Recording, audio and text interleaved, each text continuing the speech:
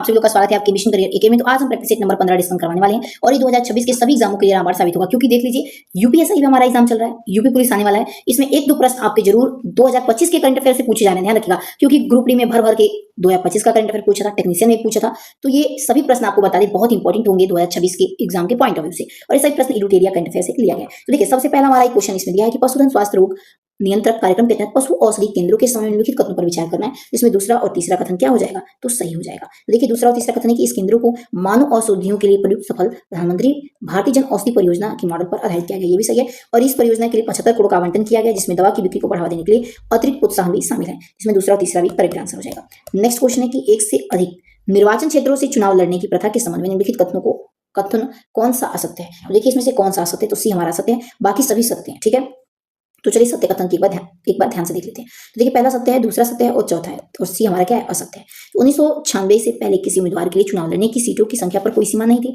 जब जन प्रतिनिधित्व अधिनियम में 1996 के बाद संशोधित करके उम्मीदवारों को अधिकतम 2 निर्वाचित क्षेत्रों से चुनाव लड़ने की अनुमति दी गई थी। और आलोचकों का तर्क है कि इस प्रथा से सत्तारूढ़ पार्टी को विभिन्न क्षेत्रों में निरंतर प्रभाव सुनिश्चित करने अनुपातिक रूप से क्या लाभ मिलता है।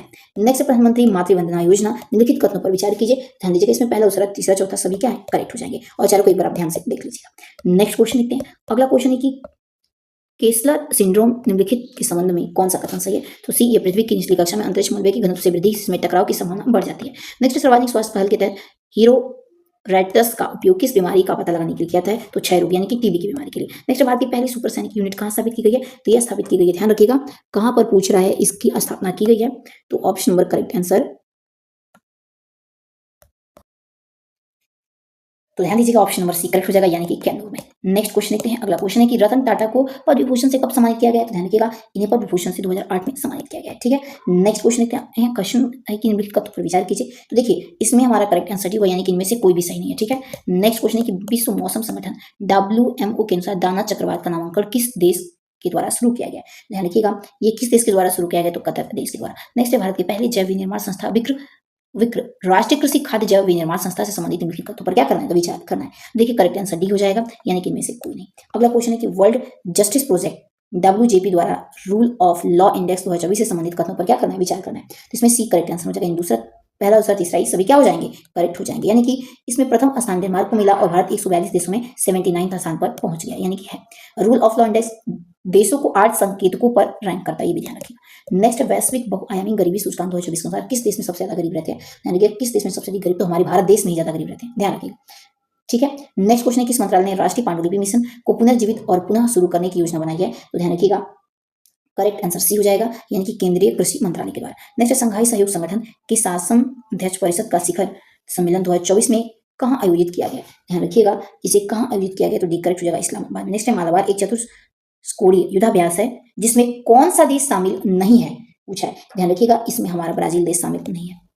नेक्स्ट क्वेश्चन है कि विश्व दूर संचार मानकीकरण सभा की मेजबानी किस देश ने की है, ध्यान रखिएगा इसकी मेजबानी भारत देश के द्वारा की गई है। नेक्स्ट, प्रधानमंत्री नरेंद्र मोदी द्वारा वायु CNG संयंत्र को संचालित होने वाली भारत की पहली आधुनिक गौशाला का उद्घाटन कहाँ किया गया है, तो गौशाला का उद्घाटन ग्वालियर में किया गया। अगला कौन सा देशी गाय की नस्लों को राज्य माता घोषित करने वाला पहला राज्य बन चुका है, तो ध्यान रखिएगा ये राज्य महाराष्ट्र बन चुका है। नेक्स्ट क्वेश्चन है कि कौन सा देश विदेशी मुद्रा भंडार में $700 बिलियन को पार करने वाला दुनिया का चौथा अर्थव्यवस्था बन गया है। दुनिया का चौथा अर्थव्यवस्था कौन सा बन चुका है, तो सी भारत बन चुका है। नेक्स्ट, देश के सबसे बड़े चौड़े रेल सड़क पुल को किस नदी पर बनाया जाएगा, तो ध्यान रखिएगा करेक्ट आंसर क्या हो जाएगा, बी, यानी कि गंगा नदी पर बनाया जाएगा। ओके, आइए अगले प्रश्न की तरफ आगे बढ़ते हैं। अगला जिट हब की रिपोर्ट से निम्नलिखित कथनों पर क्या करिए, तो विचार करिए। तो इसमें हमारा कौन सा करेक्ट हो जाएगा, तो 21 का डी करेक्ट होगा, यानी कि इनमें से कोई नहीं। अगला, एक देश का पहला हिंदी साहित्य संग्रहालय उत्तर प्रदेश में कहाँ स्थापित किया जा रहा है, ध्यान रखिएगा उत्तर प्रदेश में, ये हमारा वाराणसी में स्थापित किया जा रहा है। अगला, नेपाल तिब्बत सीमा पर माउंट चो ओयू के शिखर पर पहुंचने में भारत की महिला कौन बन गई है, तो भारत की प्रथम महिला सी, यानी कि शीतल राज बन चुके हैं। नेक्स्ट, आवासन एवं शहरी मंत्रालय के स्वच्छता में नवाचार हेतु देश भर के टॉप 15 शहरों में पटना को कौन सा स्थान दिया गया, पूछा है, तो ध्यान रखिएगा पटना को इसमें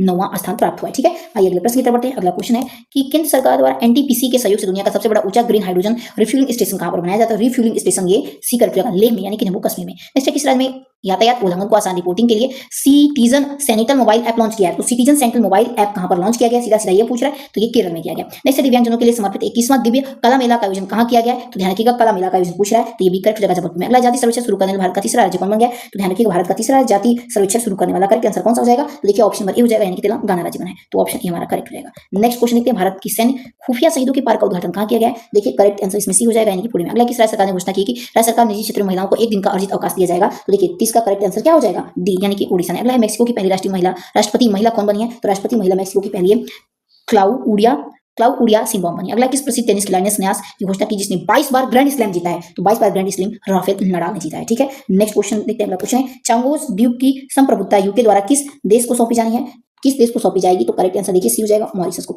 नेक्स्ट, किस वैज्ञानिक को अर्थशास्त्र के नोबेल पुरस्कार 2024 नहीं दिया गया है, तो किसे नहीं दिया गया पूछ रहा है, तो बी, यानी कि निहाल हिंडाल्को को, बाकी सभी लोगों को नोबेल पुरस्कार मिला है। नेक्स्ट, हाल में किस चर्चित शब्द का तात्पर्य जापान की हिरोशिमा और नागासाकी 1945 के परमाणु हमले में बचे लोगों से है, तो 35 का ये हो जाएगा, यानी कि हिबाकुशा।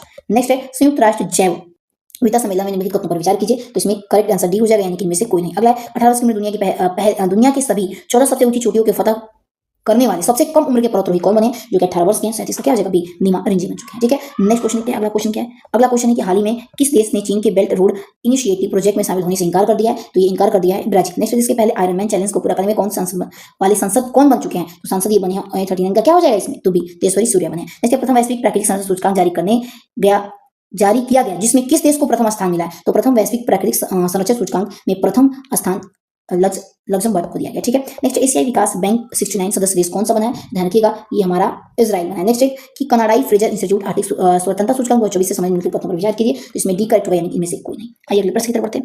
अगला प्रश्न है कि विश्व खाद्य दिवस कब मनाया जाता है, ध्यान दीजिएगा विश्व खाद्य दिवस कब मनाया जाता है, तो सी करेक्ट हो जाएगा 16 अक्टूबर को। अगला, सशस्त्र बल चिकित्सा सेवा कि पहले महिला महानिदेशक किसे चुना गया, तो आप इसे मुझे कमेंट में जरूर बताइएगा। नेक्स्ट क्वेश्चन है कि भारतीय राजदूत की नियुक्ति निम्नलिखित कथनों पर की जानी है, तो देखिए इसमें जो हमारा करेक्ट आंसर हो जाएगा सी, यानी कि पहला और दूसरा दोनों हो जाएगा। नेक्स्ट, उत्तरी अटलांटिक संधि संगठन निम्नलिखित कथनों पर विचार कीजिए, तो देखिए इसमें करेक्ट आंसर कौन सा हो जाएगा, तो डी, यानी कि इनमें से कोई नहीं। अगला, केंद्र शासित प्रदेश जम्मू कश्मीर के पहले मुख्यमंत्री कौन बने हैं, तो 47 का भी अमर अब्दुल्ला। नेक्स्ट, राष्ट्रीय महिला आयोग के 9वें अध्यक्ष कौन बनी है, इसे भी आप कमेंट में बताइएगा। नेक्स्ट है, ISSF में शूटिंग जूनियर में 2025 की मेजबानी कौन सा देश कर रहा है, तो डी, यानी भारत। नेक्स्ट, अखिल भारतीय वन खेलकूद प्रतियोगिता में किस राज्य ने प्रथम स्थान हासिल किया, तो सी करेक्ट हो जाएगा, यानी कि छत्तीसगढ़ में। तो चलिए दोस्तों, मिलते हैं अपने अगले वीडियो में, तब तक जय हिंद जय भारत।